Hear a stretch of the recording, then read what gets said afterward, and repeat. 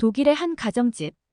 여기 해외여행을 가기 전 고민에 빠진 한 부부가 있습니다. 바로 딸이 위험한 한국에 자꾸 가고 싶다고 우기기 시작한 건데요. 결국 이 부부는 여행 계획을 변경하고 한국에도 며칠간 머물기로 결정했다고 합니다. 하지만 그랬던 이 부부는 한국에 가게 된 후 한국에 더 길게 있을 걸 그랬다는 후회를 했다고 하는데요. 과연 그들에게는 무슨 일이 있었던 걸까요? 독일 여성의 사연입니다. 안녕하세요.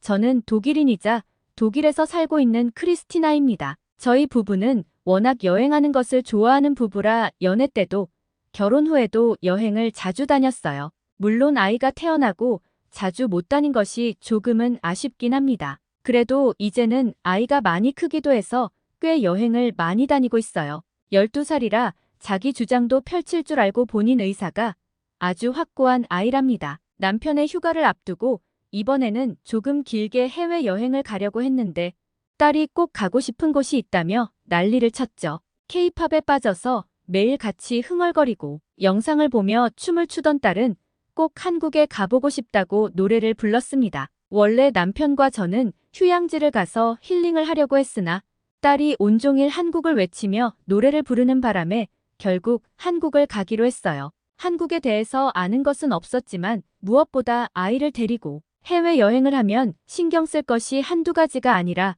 머리가 아팠습니다. 세부를 가려고 했던 미련이 살짝 남아서 아쉽긴 했지만 애가 저렇게 가고 싶다는데 어쩌겠어요.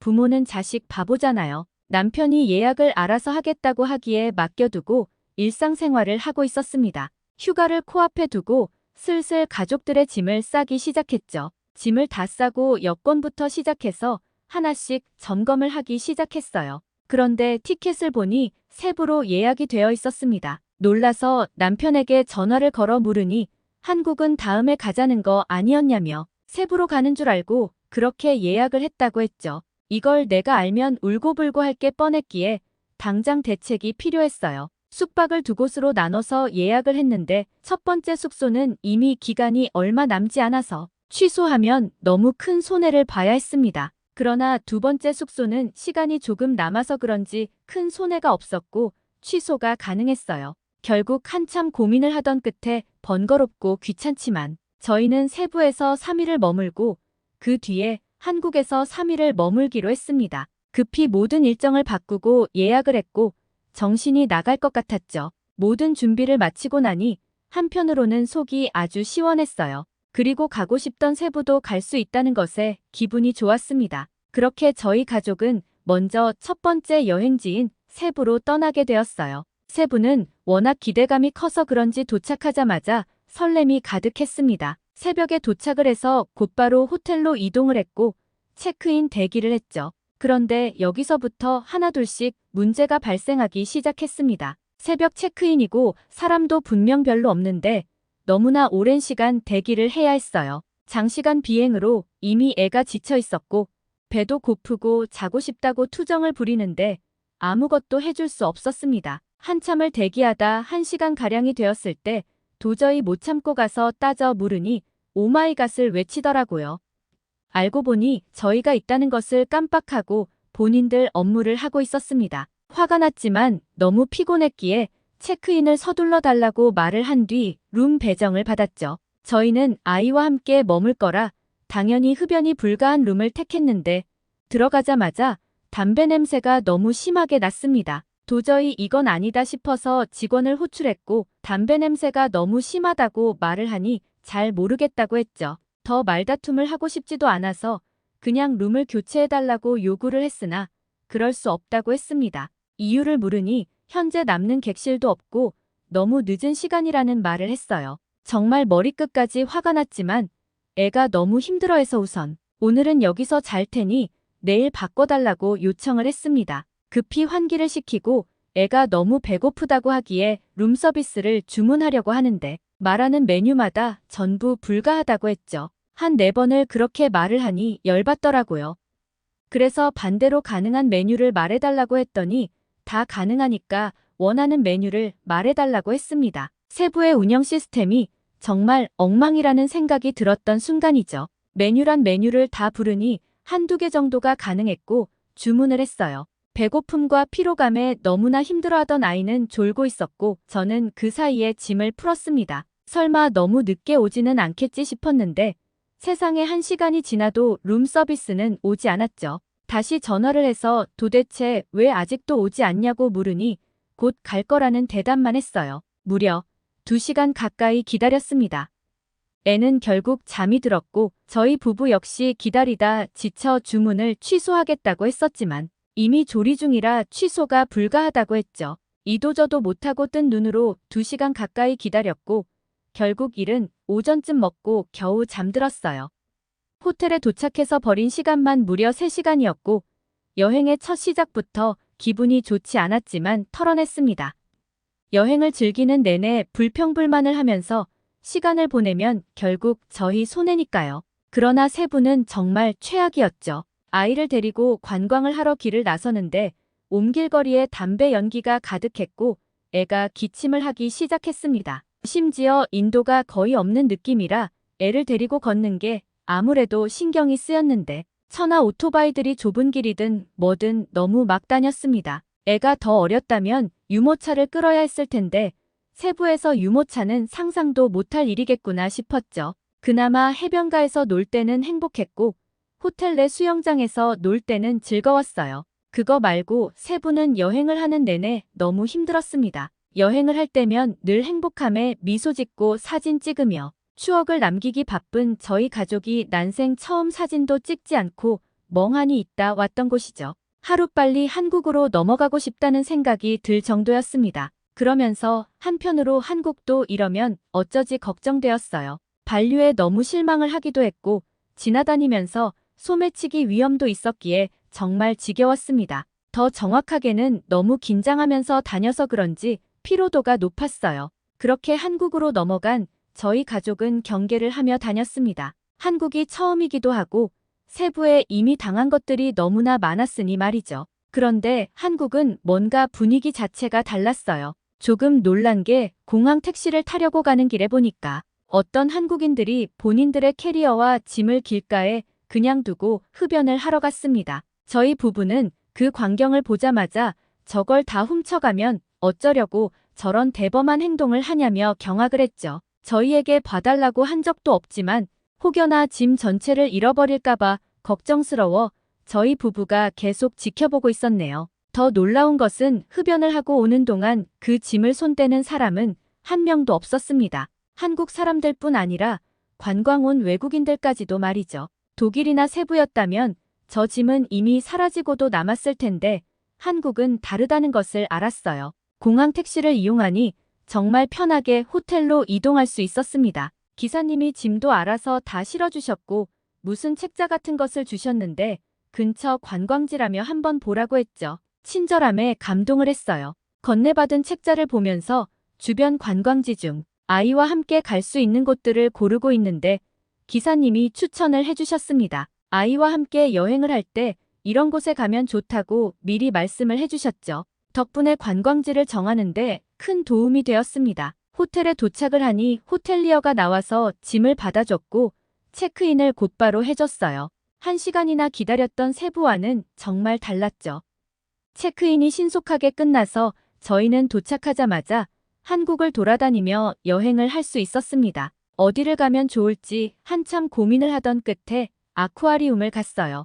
애들이 참 좋아하는 곳이라고 해서 갔는데 저희 부부가 오히려 더 신났던 곳입니다. 상상을 초월할 정도로 너무 좋은 곳이었죠. 세상에 어떻게 이런 공간이 있는지 머무는 내내 너무나 황홀했어요. 한국은 어떤 곳을 가든 시설 자체가 대단했습니다. 아쿠아리움 역시도 미래에 온 듯한 느낌이 들었고 마치 영화 속에 들어와 있는 그런 느낌이 들었죠. 한참을 구경하고 또 구경하는데 놀거리도 많았고 너무나 만족스러웠습니다. 이어 저녁을 먹으러 가려고 길을 나섰는데 깜짝 놀랐어요. 밤이면 도시의 생기가 사라지고 어둠이 가득한 유럽 국가와는 다르게 한국의 밤은 또 다른 모습이었죠. 화려하고 반짝 빛나는 도시를 보니 신기했습니다. 심지어 독일의 경우 밤이면 온 거리에 쓰레기들이 가득해요. 걷다 보면 쓰레기들이 발에 치이는 것은 늘 있는 일인데 한국은 낮이든 밤이든 쓰레기를 본 적이 없습니다. 정말 거리 자체가 깨끗했는데 이런 한국의 높은 시민의식이 부러우면서도 대단했어요. 인프라도 정말 잘 되어 있어서 어딜 가도 편했습니다. 급하게 뭔가를 사려고 할 때 편의점에 가면 다 있었는데 그런 편의점이 곳곳에 있기도 했고 대부분 24시간 운영 중이라 언제든 방문할 수 있었죠. 음식점들도 24시간으로 운영하는 곳들이 많아서 언제든 식사가 가능했어요. 그리고 무엇보다 아이와 함께 여행하기에 정말 편했습니다. 우선 한국은 흡연 장소가 지정되어 있었고 절대 길거리 흡연을 하지 않았어요. 그렇다 보니 아이와 함께 길을 걷기에도 좋았고 어딜 가도 신경 쓰이지 않았습니다. 심지어 아이가 이용할 수 있는 곳들이 정말 많았죠. 키즈 카페라는 곳이 있기에 가봤는데 이곳은 그야말로 아이들에게 천국이었습니다. 물론 부모도 편하게 쉴 수 있어서 좋았어요. 아이들이 노는 동안 한쪽에서 커피를 마시거나 식사를 하며 여유를 즐길 수 있었죠. 이왕 한국에 온 거 한국 아이들과 마음껏 뛰어놀 수 있도록 키즈 카페에서 일시간 조금 넘게 놀도록 했습니다. 여기서 정말 신기했던 것이 있었어요. 한국 아이들 입장에서 저희 애는 서양인이고 너무 낯설게 느껴질 거라 생각했습니다. 당연히 언어적인 부분에서 소통도 불가하니까요. 그러나 한국 아이들이 영어로 소통을 하는 모습을 보고 깜짝 놀랐습니다. 저희 애보다 어린애도 영어로 말을 하며 함께 노는데 순간 많은 생각이 들었죠. 저는 늘 저희 딸에게 사람을 조심하라고 교육했고 특히나 외국인과는 말도 섞지 말라고 했어요. 독일에서는 위험한 일들이 너무나 많으니 아이를 지키고 싶은 마음에 그렇게 했던 것이죠. 독일은 치안이 너무 좋지 않아서 아이들에게 이런 교육은 필수입니다. 그러나 한국은 외국인을 경계하지도 않고 저렇게 관대한 것에 놀라웠어요. 심지어 애들 부모가 지켜보고 있는데 웃으며 바라보는 모습이 부러웠습니다. 그도 그럴 것이 한국은 치안이 정말 우수했어요. 짐을 두고 나갔다 와도 없어지지 않았고 소매치기는 아예 없었습니다. 곳곳에 CCTV뿐 아니라 블랙박스 등이 있어서 무슨 일이 생기면 바로 찾을 수 있었죠. 이런 곳에서 사는 한국인들이라 딱히 외국인에 대한 경계가 아예 없다는 것을 알 수 있었어요. 확실히 한국은 선진국이라는 것을 느꼈습니다. 아이들이 노는 모습만 봐도 얼마나 가정교육을 잘 받았는지 또 한국 사람들은 어떤 사람들인지를 바로 알 수 있었죠. 한국인들은 배려와 질서 그리고 예의가 습관처럼 배어있는 사람들입니다. 화장실만 가도 알 수 있었어요. 화장실에 사람이 많으면 알아서 한 줄 서기를 하며 차례를 기다리고 나가는 사람의 동선에 방해되지 않도록 한쪽으로 딱 줄을 섭니다. 누가 시키지 않아도 자연스럽게 그렇게 하더라고요. 심지어 새치기 하는 경우도 전혀 없었죠. 다만 제가 아이 손을 잡고 화장실 줄을 섰는데 제가 아닌 딸 아이가 용변을 볼 거였습니다. 그런데 줄을 서서 기다리다 보니 애가 많이 급하다며 보탰어요. 그러자 바로 다음 순서였던 한국인이 아이를 먼저 보내라고 양보를 해줬죠. 너무 감사하다고 하니 별거 아니라는 듯 웃음으로 화답했습니다. 이렇게 아이와 함께 있으면 아이를 위한 배려를 당연하게 해주는 한국이라 놀라웠어요. 아이에 대한 배려뿐 아니라 외국인에 대한 배려도 매우 높았습니다. 외국인 가족인 저희가 길을 헤매고 있으면 먼저 다가와서 어디를 가냐며 말을 걸어줬고 길을 찾아주기도 했어요. 한국인들은 어디서 만나든 친절하다는 느낌이 아주 강했습니다. 길거리만 깨끗한 것도 아니었고 음식점이나 편의점 등등 내부 시설들이 전체적으로 깔끔하고 청결했죠. 한국 여행을 하면서 저는 사고방식 자체가 달라졌습니다. 독일이 살기 좋은 나라라고 여태 그렇게 생각하고 있었는데 막상 한국을 와보니 전혀 그렇지 않았죠. 독일은 아직도 발전할 것이 한두 가지가 아니라는 것을 알았고 시민의식이 매우 부족하다는 것을 인정했어요. 한국의 이런 문화와 높은 수준의 시민의식은 널리 알려질 필요가 있다고 생각합니다. 그리고 많은 국가들이 배워야 한다고 생각해요. 특히 독일이 가장 많이 배워야 한다고 생각했죠. 한국 아이들이 노는 모습과 한국의 문화를 보면서 저는 앞으로 제 딸을 어떻게 키워야 할지도 다시 생각하게 되었습니다. 무작정 조심해라, 피해라, 말도 섞지 말아라 할 것이 아니라는 것을 깨닫게 되었어요. 지금도 여전히 사람을 조심하라고는 하지만 외국인이라고 해서 모두 나쁜 것은 아니라고 자세히 설명을 해주고 있습니다. 사실상 외국인보다 독일인이 더 나쁜 것 같기도 하거든요. 한국을 갔다 온 뒤 저희 가족에게는 많은 변화가 생겼죠. 제 사고방식이 달라진 것처럼 남편 역시 사고방식 자체가 매우 달라졌습니다. 한국처럼 예의범절과 질서가 있는 나라에서 살고 싶다며 우리부터 작은 습관으로 만들어보자는 말을 했어요. 그래서 저희는 한국에서 배웠던 그 문화처럼 독일에서 지내고 있습니다. 저희 딸은 한국을 갔다 오고 난 뒤 한국에 반했어요. 열심히 공부를 해서 한국에 있는 대학교를 갈 거라며 그렇게 시켜도 하지 않던 공부를 자발적으로 하고 있죠. 아직 먼 날이지만 만약 딸이 한국에 있는 대학을 간다면 온 가족이 함께 한국에 들어가서 살까 싶어요. 그리고 다음 휴가도 한국으로 결정을 했답니다. 어떻게 들으셨나요? 구독과 좋아요, 알림 설정은 감동입니다. 끝까지 시청해주셔서 감사합니다.